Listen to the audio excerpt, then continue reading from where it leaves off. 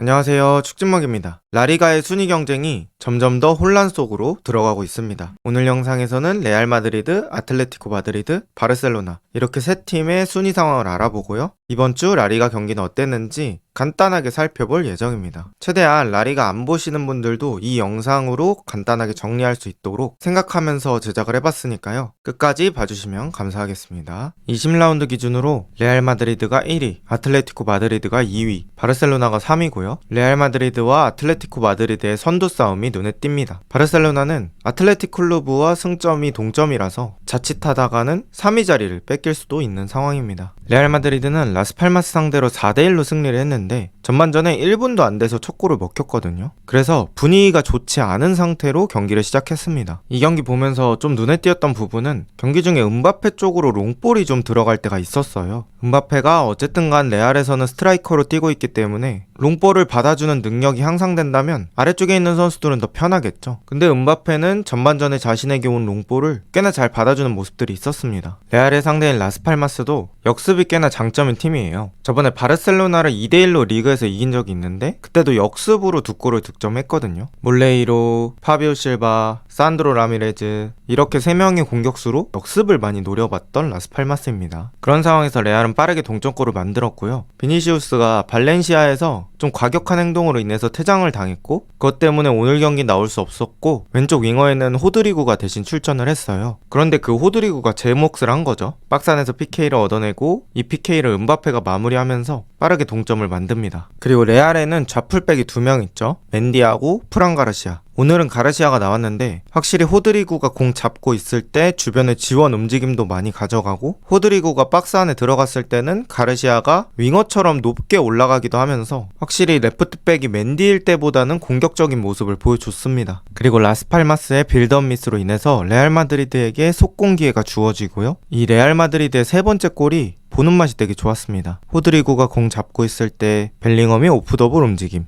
음바페는 아래쪽으로 자연스럽게 내려가고요. 호드리구의 패스가 올 때 벨링엄이 음바페가 뒤에 있는 걸 눈치채고 공을 흘리면서 앞으로 가고요. 덕분에 음바페는 프리하게 공을 잡을 수 있었습니다. 레알 마드리드가 무서운 게 바로 이런 거죠. 공격진들의 스위칭이 되게 자연스럽다는 거. 워낙 퀄리티가 좋은 선수들이라 누구든 마무리가 가능하다는 거죠. 그리고 음바페가 이 공을 잡지 않고 바로 슈팅을 하는데요. 그대로 골문으로 빨려 들어갑니다. 잡지 않았기 때문에 골키퍼가 더 맞기 어렵기도 했고 지금 슈팅한 거리가 멀다면 멀 수 있는 거리인데 여기서 바로 슈팅을 한다? 이건 음바페의 자신감이 확실히 올라왔다는 얘기입니다. 음바페는 이 경기 멀티골을 기록하면서 득점 2위에 올라섰고요. 레반도프스키를 바짝 추격하고 있습니다. 그리고 프란의 공격성이 레알의 네 번째 골을 만들어줍니다. 음바페가 측면에서 공을 잡고 있을 때 프란이 음바페 등 뒤로 돌아주면서 좋은 오버래핑, 음바페가 이에 맞춰 내주고요. 프란이 호드리구에게 컷백, 그리고 호드리구가 마무리 득점을 성공합니다. 지금 장면도 음바페, 호드리구 둘의 위치가 바뀐 거거든요. 이런 식으로 자연스러운 스위칭이 레알의 공격의 가장 무서운 부분이라고 할 수 있겠습니다. 이렇게 레알은 점수 유지 잘 하면서 4대1로 승리했고요. 이 경기 주요 포인트는 음바페가 적응하고 있다, 또 레알의 스위칭 플레이 좋았다, 그리고 또 알라바가 오랜만에 부상에서 복귀하면서 이번 시즌 통틀어서 첫 경기를 가졌거든요. 추아메니, 밀리탕, 카르발 이런 수비 쪽의 선수들이 많이 부상이 있는데 그런 상황에서 알라바의 복귀는 큰 힘이 됐고요. 레알은 기분 좋게 리그 1위 탈환에 성공했습니다. 바르셀로나는 헤타페와 1대1로 비기면서 최근에 계속해서 흐름이 좋지 않거든요. 라리가에서 마지막 승리가 12월 4일 마요르카전이고 그때부터 4경기 연속 승리를 거두지 못하고 있습니다. 경기는 어땠는지 간단히 볼게요. 선발은 골키퍼는 슈체스니와 이냐키 페냐 중에 페냐가, 그리고 센터백 이니고가 엘클라시코에서 부상을 당하면서 쿠바르시와 아라우오가 듀오를 이뤘고요. 쿠바르시가 왼쪽 센터백에 섰습니다. 그리고 이번 시즌에 페드리 카사도는 거의 고정이라고 보시면 되고 그 앞에 미드필더는 가비가 자리를 채웠습니다. 나머지 라인업은 원래 나오던 주전 라인업이라고 생각하시면 됩니다. 그리고 전반전에 페드리의 축구력, 그리고 쿤데의 변칙적인 움직임으로 골이 만들어지는데요. 바르셀로나는 오른쪽 라인이 좀 스위칭이 많습니다. 쿤데가 가운데 쪽으로 들어가면 야말이 사이드 쪽으로 넓게 빠져주고 또 야말이 사이드에 있을 땐 쿤데가 가운데 쪽으로 들어갈 때가 있는데요. 지금은 두 번째 상황이겠죠. 그리고 쿤데가 페드리와 눈이 맞자마자 키퍼와 수비 사이 공간으로 뛰어 들어갑니다. 그리고 페드리는 이 사이에 수비수 보세요. 한 3, 4명 있는데 저 사이길로 패스를 찔러줍니다. 이거 자체가 축구력이 엄청난 거죠. 또 쿤데는 공격수가 아니기 때문에 상대 수비 입장에서도 좀 당황을 할 수밖에 없습니다. 그리고 쿤데가 여기서 패스를 받고 우당탕탕 하면서 득점을 성공하죠. 그렇게 전반전을 성공적으로 운영하고 있던 바르셀로나가 한 번에 일격을 당하는데요. 헤타페가 세트피스 때문에 위쪽에서 플레이하다가 공격이 지속되는데 계속해서 박스 안쪽으로 공을 투입합니다. 그리고 그 상황에서 흐른 세컨볼을 반대쪽 선수에게 돌려주고 이 공을 바로 발리슛. 이냐키 페냐 키퍼가 잘 막았는데 이게 헤타페 선수 앞으로 떨어지고요.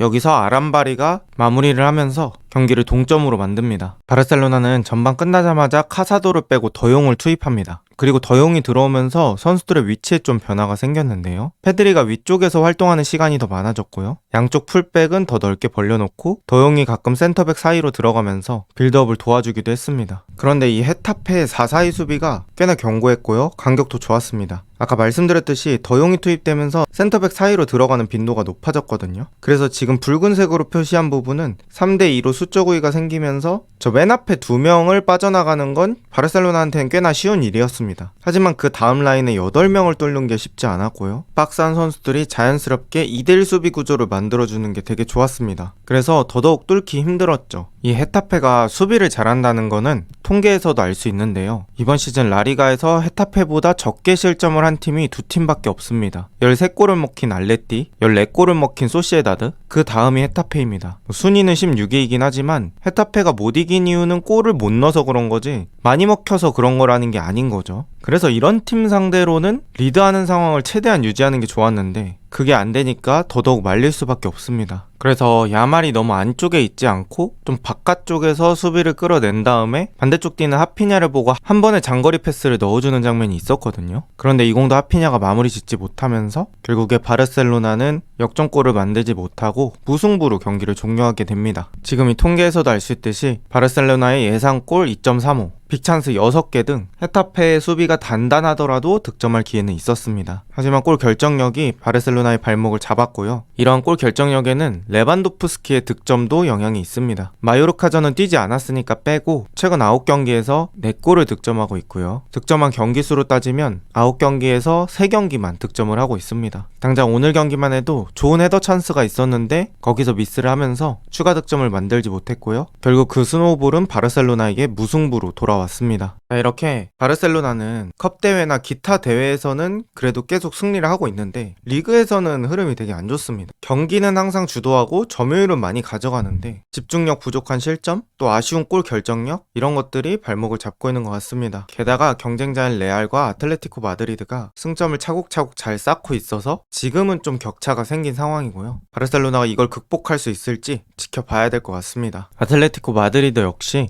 이번 라운드에서 충격패를 당했는데요. 레가네스에게 1대0으로 패배했습니다. 레가네스는 이번 시즌 승격팀이고요. 승격팀이 마드리드를 잡았다는 것만으로도 상당히 이슈가 될 만한 상황이죠. 아틀레티코 마드리드는 4-4-2로 나왔고요. 랑글레와 르노르망이 각각 왼발, 오른발 센터백을 맡았고요. 갤러거는 왼쪽 미드필더 자리에 출전했습니다. 첼시에 있을 때는 중앙 쪽에 많이 기용이 됐었는데 아틀레티코 마드리드에서는 이 자리에 많이 기용된다고 보시면 됩니다. 그리고 투톱은 알바레즈와 그리즈만이 맡았고요. 아틀레티코 마드리드는 레알 마드리드나 바르셀로나에 비해서는 점유율에 조금 덜 신경을 쓰는 스타일이고요. 수비하는 시간도 적지는 않습니다. 그리고 수비 시에는 이렇게 측면 미드필더 갤러거와 줄리아노를 아래로 내려서 최후방 라인에 6명의 수비수를 배치하고요. 6-4 내지는 6-3-1 형태를 만듭니다. 알레티는 이렇게 단단한 수비벽을 세웠죠. 또 공격 시에는 줄리아노의 직선적인 움직임이 많이 도움이 되는데요. 줄리아노는 감독 시메오네의 아들이고요. 빠르고 직선적인 윙어 역할을 하고 있습니다. 지금도 역습 상황에서 빠르게 뛰면서 공을 받아주고요. 가운데 쪽 그리즈만을 보면서 주지만 그리즈만의 슈팅이 골대에 맞고요. 재차 슈팅을 또 골키퍼가 잘 막아냅니다.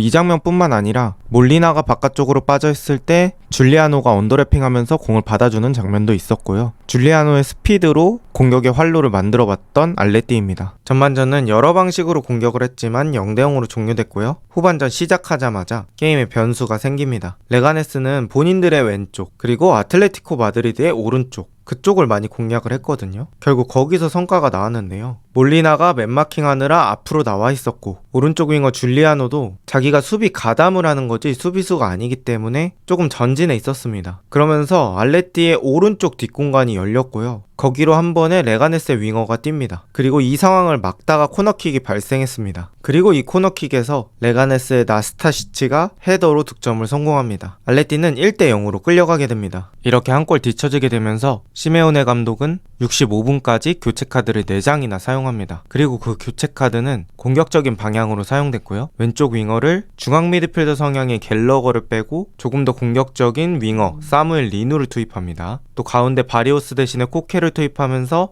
배터리를 교체해주고요. 오른쪽 윙어 줄리아노 대신에 공격수 코레아를 투입하고요. 우풀백 몰리나 대신에 마르코스 요렌테를 투입합니다. 그리고 확실히 그러한 교체 이후에 왼쪽이 좀 활발해진 느낌이 있었거든요. 한 번에 리누 쪽으로 큰 전환, 리누한테 공이 갔을 때 갈란이 언더래핑 하기도 하고요. 반대로 갈란 쪽에 전환이 나왔을 때 리누가 언더래핑하는 장면들도 나왔습니다. 윙어와 풀백이 서로 계속 자리를 바꿔가면서 공격을 해보려고 했고요. 득점 같은 엄청난 성과는 나지 않았습니다. 이렇게 시간이 흐르다가 아틀레티코 마드리드가 코너킥에서 페널티킥을 얻어내는데 여기서 그리즈만의 실축이 있었습니다. 89분이라서 되게 결정적인 시간대였고 꼭 동점이 필요한 상황이었는데 골키퍼한테 막힌 것도 아니고 아예 골대 바깥으로 슈팅을 하면서 그리즈만답지 않은 모습을 보여줬고요. 이렇게 경기는 1대0으로 종료됩니다. 이 경기에 패배하면서 아틀레티코 마드리드는 공식 경기 15연승에서 연승 행진을 마무리하게 되었습니다. 이 레가네스라는 팀이 승격 팀이긴 하지만 바르셀로나도 잡았고 아틀레티코 마드리드도 잡으면서 은근히 자이언트 킬러의 모습을 보여주고 있고요. 이렇게 아틀레티코 마드리드는 아쉬움 속에 챔피언스 리그 레버쿠젠과의 경기를 준비하게 되었습니다. 그리고 이 경기에서 이겼으면 리그 단독 1위가 될 수 있었는데 승점을 얻지 못하면서 레알 마드리드에게 1위 자리를 내줬고요. 다시 한번 연승을 향해 달려야 할 상황이 되었습니다. 과연 라리가의 우승 경쟁은 어떻게 될까요? 오늘 영상은 여기까지입니다. 좋은 하루 보내세요.